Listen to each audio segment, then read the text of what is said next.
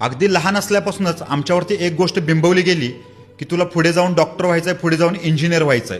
आणि खऱ्या अर्थाने इथेच आम्ही मालक जन्माला न घालता नोकर जन्माला घातले. पुढे जाऊन आमची 10वी झाली. ज्यांना चांगले मार्क्स पडले ते बिचारे नोकर होण्यासाठी मेडिकलला गेले, तर काही जण इंजिनिअरिंगला गेले. आणि ज्यांना कमी मार्क्स पडले त्यांना मात्र काय करायचं काही समजत नव्हतं. आणि मग गावातलं एखादं पोरगं एमपीएससी यूपीएससी मध्ये सिलेक्ट झालं आणि त्यांना एक मोटिवेशनल भाषण ठोकलं. मग आम्हाला सुद्धा एक स्वप्न पडू लागलं की मला सुद्धा अधिकारी व्हायचं आहे आणि मला सुद्धा लाल दिव्याच्या गाडीतून यायचं आहे. मग आम्ही एमपीएससी करायला गेलो. अशा क्षेत्रात गेलो जिथं पॉइंटमध्ये रिझल्ट लागतोय. आणि त्या फेजमध्ये आम्ही आयुष्याची सगळी ऐन उमेदीची वर्ष वाया घालवली. आणि या सगळ्यांचाच फायदा कुठेतरी परप्रांतीयांनी उचलला.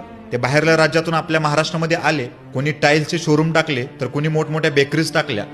कोणी चप्पलांचे मोठे शोरूम टाकले, तर कोणी ज्वेलरीचे मोठमोठे शोरूम टाकले. ज्या भूमीवरती आमच्या मराठी माणसांचा अधिकार होता तिथेच परप्रांतीयांनी मोठमोठे शोरूम उभा केले आणि आमची मराठी पोरं तिथे नोकर म्हणून कामाला जायला लागले. या सगळ्याला कारणीभूत कोण आहे माहिती आहे? या सगळ्याला कारणीभूत सगळ्यात पहिला कोण असेल तर आमचे पालक. कारण आमच्या पालकांनी कधीच व्यावसायिक दृष्टिकोन ठेवला नाही. लहान असल्यापासून आमच्यावरती एकच गोष्ट बिंबवली की तुला पुढे जाऊन नोकरी करायची. महाराष्ट्रातला एकही पालक असा मुलांना म्हटला नाही की पुढे जाऊन तुला बिझनेसमन व्हायचंय. शाळा फक्त तुला लिहिता वाचता यावं यासाठी आम्ही तुला शाळेत घालतोय. आणि या सगळ्याला कुठेतरी अपवाद काही मुलं आणि काही पालक असतील, त्यांनी छोटा मोठा व्यवसाय चालू केला, तर त्यांना सुद्धा आम्ही हिनवलं की मराठी माणूस व्यवसाय करू शकत नाही. त्याचं कुठेतरी आम्ही खच्चीकरण करायला चालू केलं. अजूनही वेळ गेलेली नाहीये.